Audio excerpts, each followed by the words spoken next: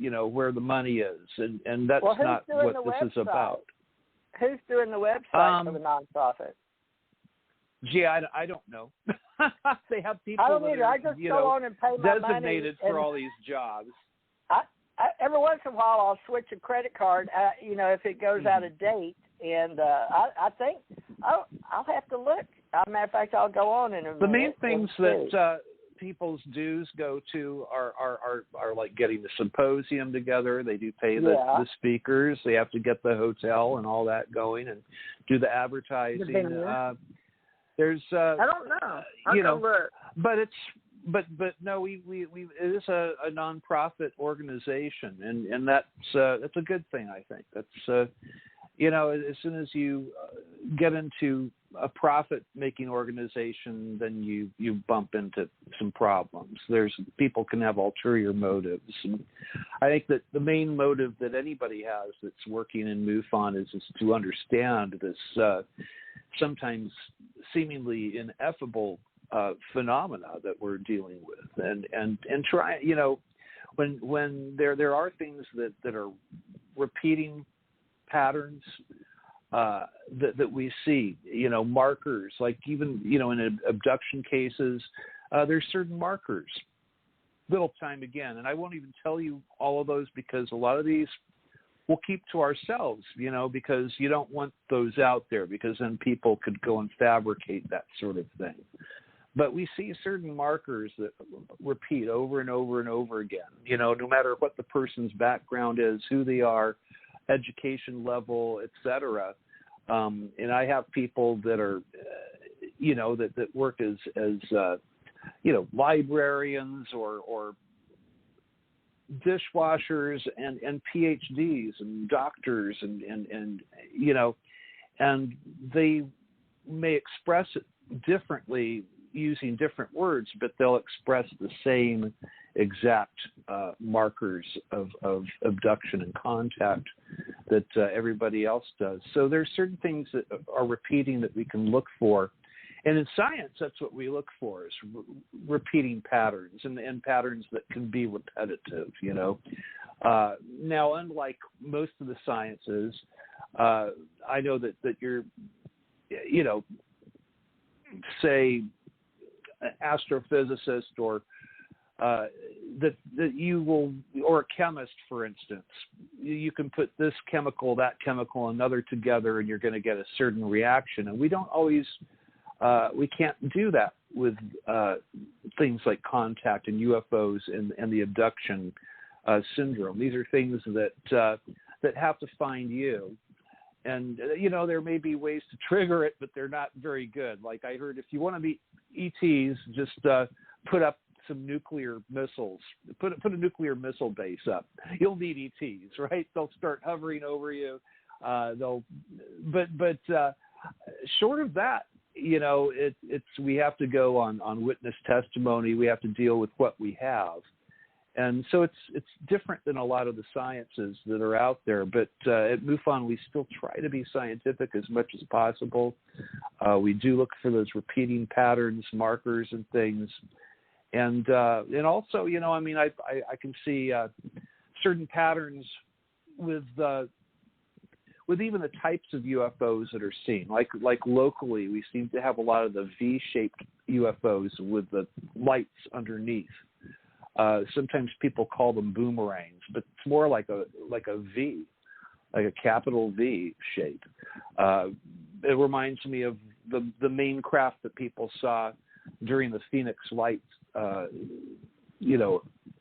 Phoenix Lights that happened back in 1997 in Arizona. But we have a lot of those craft that are seen locally here.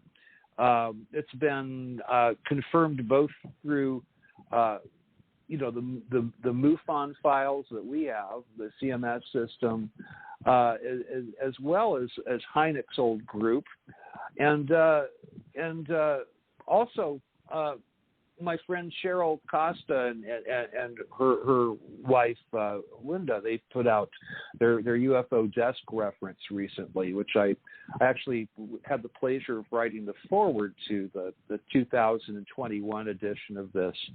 But with that, I was able to again see that we had at one time these V-shaped craft. You didn't see many of them, and then there was a spike around 2008, and since then it just kept on. The spike has sort of stayed up there, and it's still a thing here. And lo and behold, I do get a lot of the V-shaped craft sightings here locally. One of our field investigators, who's now gone, he's actually in university going for his astrophysicist, his doctorate. But he saw with an astronomy class here at LA City College. They were doing astronomy on the rooftop, doing their astronomy class, their astronomy club, and they had a bunch of Celestron telescopes out there, all good equipment, and this whole class saw this V-shaped UFO. Everybody except for the professor. The professor is out there messing around with a plosal lens on some other telescope. And by the time they got him to go and look and see why they were all excited about this thing, it had already left. But the V-shaped crafts are something, and that's something that I've been able to prove through the various sightings that we've had out here. It's a thing out here, along with the triangular black, the black triangles. There's hot spots where people see those, by the way. I think they might be ours. Over by Lockheed Plant number 42 out in near Palmdale there, they have a lot of sightings of the black triangles. The R3Bs are ours.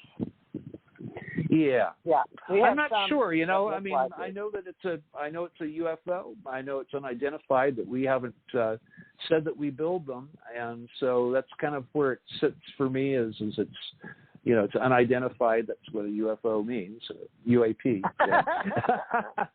But it's the same thing, Now, whether it came from, Plant 42 out here at Lockheed or if it came from Alpha Centauri, I couldn't tell you. It's kind of beyond my. I do. I keep an eye on them. Do you have any members or that you affiliate with monthly that go out there or have inside reporters? Really, I wish that I was able to get somebody to sit out there and just look for them all the time. But I think enough. Okay. I think enough people know about them. I think that word has gotten out. And I'll tell you what's interesting is a lot of the people that have reported the black triangles to me have been aerospace engineers. One guy literally. I mean, he wound up showing me his badge. I had him redact his numbers and stuff because I don't want that stuff, in my records, right? But he was who he was saying who he was. He worked for a major aerospace company, and after he gave me his report of what he saw, it was your proverbial black triangle flying towards the Lockheed plant, and he said that he saw this thing land. He said that it landed like a feather. It landed behind the wall there, and it's both Boeing and Lockheed that are in the same relative area. He wasn't sure which aerospace company's area it had actually wound up landing in. But after telling me this whole thing, he said, "So would you happen to know how I could get on this project? I really, really want to work on it." And I had to tell him, no, I really don't know. My mom might have been able to help you some years ago, but she's no longer with us. And, I can't help you more than just tell you that you're not the first person who's described exactly what you just described in the exact same area. That's a thing. And, I had one police officer who reported one out in the Bakersfield area. He was off duty. He was taking his dogs out to do, so they could do their business. And he looks over and there's this black triangle hanging over his neighbor's house.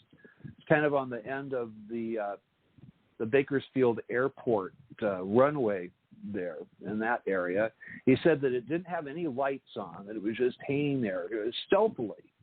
No lights, but you could see where you could see like a little protrusion on each corner of this thing and another larger protrusion in the middle. And we usually see the red light in the center, little white lights off to each corner. He said that on the side of this, you could see that there was an indentation, and you could see pipes, and this was a nuts and bolts craft. It wasn't, he didn't think that it was something that he thought that it was probably something that humans had designed, because it looked so much like something that we would do. It had a sort of a sleek look to it that it didn't have to have, that was obviously for aesthetics, perfectly silent, hanging there, evading all of Newton's laws. And he went inside the house to grab his camera, and of course, by the time he came back out, it was gone. They'd turned their invisibility cloak on, but it wasn't there to photograph anymore. So there's a lot of those triangular sightings out here. A lot of the V-shaped craft sightings of those. That's a thing, And then we get the weird stuff that I think is probably not ours at all. Which, the way the rule of thumb I go by, and I'll tell you something, TJ, I don't know if it's just my gut feeling, so you have to take it with just, with a grain of salt here. But I feel like the ones that look like they came off a conveyor belt that you see repeated, and people mention them having the lights in the same spots and all that maybe those are ours. And the ones that seem like custom jobs or change shape, and that we'll see that happen. You'll see something that looks like a spindle, and then it turns into a different shape. It could turn into a saucer shape. I wonder seriously if we have that kind of technology, and sometimes I think that that's probably our visitors, the craft that our visitors have. They seem like they do not come off a conveyor belt. They're not factory built. Yeah. Okay. Yeah. Well, we should have a consensus on that based on the states. But we have 190 countries to support, and I don't know how well we're doing these days because all our directors, everyone's getting older, and I'm 70 this year, Earl. So, and most of the people that I was involved in, from NASA to Wisconsin, they were older than me. I mean, they were mature adults when I came into the business. Now, I came in May 10th, 1967, and then rehire May 10th, 87, and then reestablished after I was getting out of 50 years with the government, May 10th, 2017, and that's when I agreed to take on some of the stories for the ACO. Well, I already was committed to CUFOS. Right, because of in and out uniform with the Air Force, Army, Navy, Air Force, Marine, and then Pentagon assignment. But when I moved from Hawaii back over to Kentucky, I stayed there 20 years.